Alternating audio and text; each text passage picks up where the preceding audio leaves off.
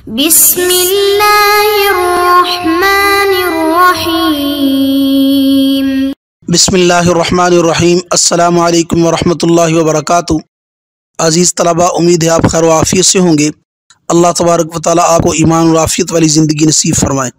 تو عزیز طلباء، آج ہم سبق نمبر 63 کو پڑھنے جا رہے ہیں، جس کا عنوان ہے حائضہ عورت کے لیے حائضہ عورت سے متعلقہ موانعات کا بیان، حصہ دوم۔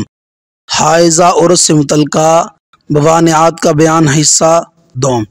تو عزیز طلباء، آپ کو یاد ہوگا کہ پچھلے سبق کے اندر ہم عبارت اور ترجمہ پڑھ چکے ہیں۔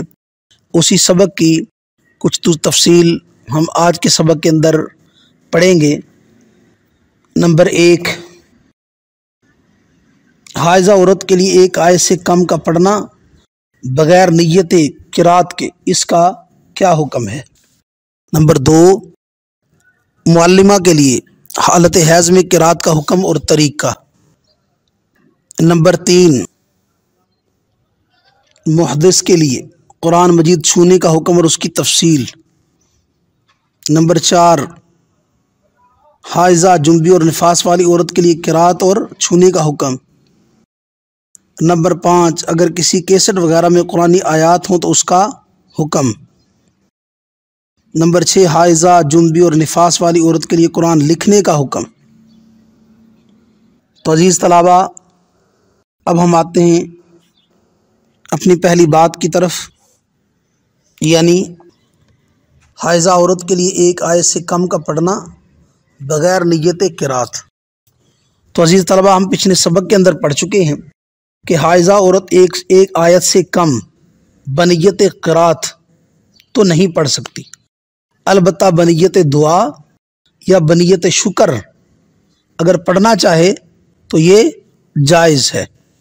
البتہ ایسی آیت یا ایسی صورت جس میں دعا کی نیت کا قصد ممکن نہ ہو، تو ایسی آیت یا ایسی صورت کا پڑھنا جائز نہیں ہے، جیسے سورت لہب وغیرہ۔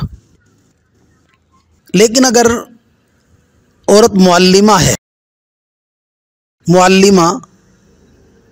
تو اس کے لیے حالت حیض میں قرات کا حکم کیا ہے اور طریقہ کیا ہے؟ تو تفصیل اس کی یہ ہے کہ بچوں کو قرآن مجید کی تعلیم دینے والی معلمہ اگر حالت حیض میں ہو تو وہ تعلیم کی نیت سے آیت کو کلمہ کلمہ کر کے پڑھ سکتی ہے۔ قرآن مجید پڑھانے والی معلمہ حالت حیض میں ہو تو وہ تعلیم کی نیت سے آیت کو کلمہ کلمہ کر کے پڑھ سکتی ہے، جیسے الحمد للہ رب العالمین۔ تو یہ ہے اس معلمہ کا حکم جو قرآن مجید کی تعلیم دیتی ہو، تو حالت حیض کے اندر اس کے لیے قرات کا حکم کیا ہے اور طریقہ کار کیا ہوگا۔ نمبر 2، بے وضو شخص کے لیے قرآن مجید چھونے کا حکم اور اس کی تفصیل۔ تو اگر کوئی شخص بے وضو ہے تو اس کے لیے قرآن مجید بغیر غلاف کے چھونا جائز نہیں ہے، البتہ غلاف کے ساتھ چھونا جائز ہے، بشرطہ کہ غلاف مصحف سے جدا ہو، یعنی اس سے وہ غلاف مراد ہے جو الگ ہو، جو خود گتوں پر قرآن مجید کے اوپر چڑھایا گیا ہے، جو اس کے ساتھ متصل ہے، اس کے ساتھ جڑا ہوا ہے، وہ غلاف سے مراد نہیں ہے، بلکہ الگ سے غلاف یا الگ سے کپڑا مراد ہے۔ اس سے اگر چھو کر کہیں رکھنا چاہے، اس کو ایک جگہ سے دوسری جگہ منتقل کرنا چاہے، تو پھر اس الگ سے کوئی کپڑا لے کر یا غلاف لے کر جو اس سے جدا ہو، اس کے ساتھ چھونا جائز ہے۔ اسی طرح درم، لکڑی وغیرہ جس پر قرآن کی آیت لکھی ہو، اس کا چھونا بھی جائز نہیں ہے۔ دلیل نبی علیہ السلام کا فرمان لا یمس القرآن الا طاہر، کہ نہ چھوئے قرآن کو مگر پاک۔ البتہ ہمیانی کے ساتھ اس کا چھونا جائز ہے، یعنی اگر ایسا درم ہمیانی میں ہو تو اس کا چھونا جائز ہے۔ نمبر 3، حائضہ، جنبی اور نفاس والی عورت کے لیے قرات اور چھونے کا حکم۔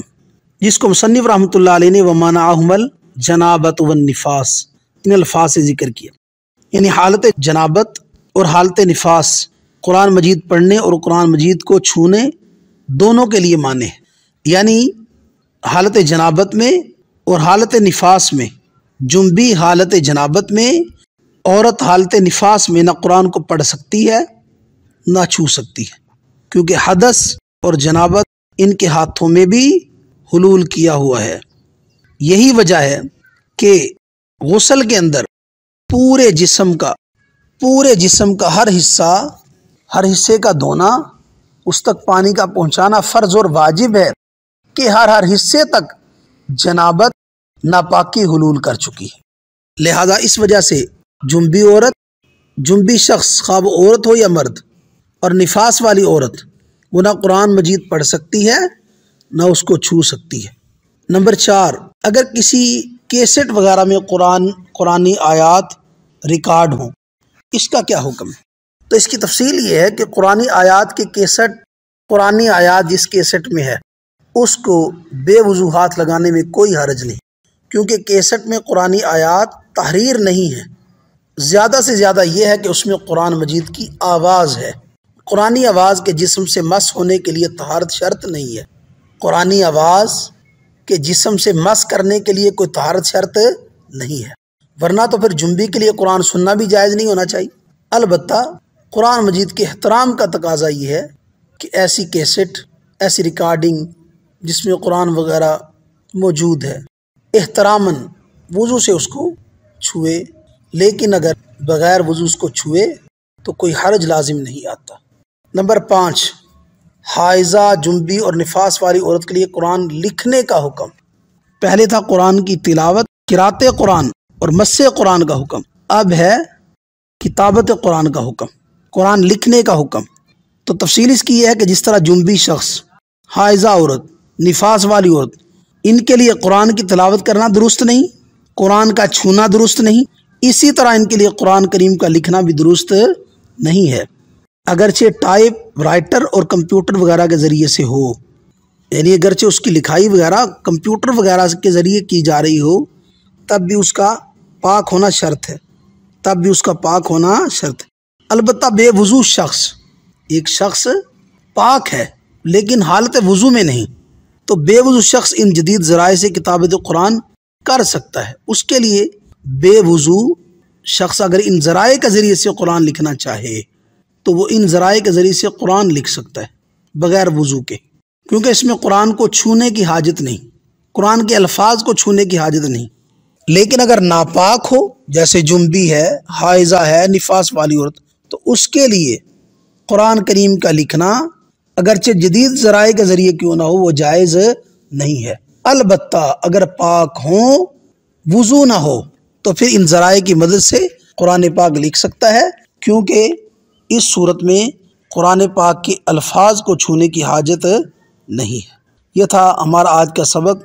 تو عزیز طلبہ، آج کے سبق کے اندر ہم نے پڑھا معلمہ کے لیے حالت حیض میں قرات کا حکم اور طریقہ، بے وضو شخص کے لیے قرآن مجید چھونے کا حکم اور اس کی تفصیل، حائضہ، جنبی اور نفاس والی عورت کے لیے قرات اور چھونے کا حکم، کیسٹ وغیرہ میں قرآنی آیات ہوں تو اس کو چھونے کا حکم، حائضہ، جنبی اور نفاس والی عورت کے لیے قرآن لکھنے کا حکم۔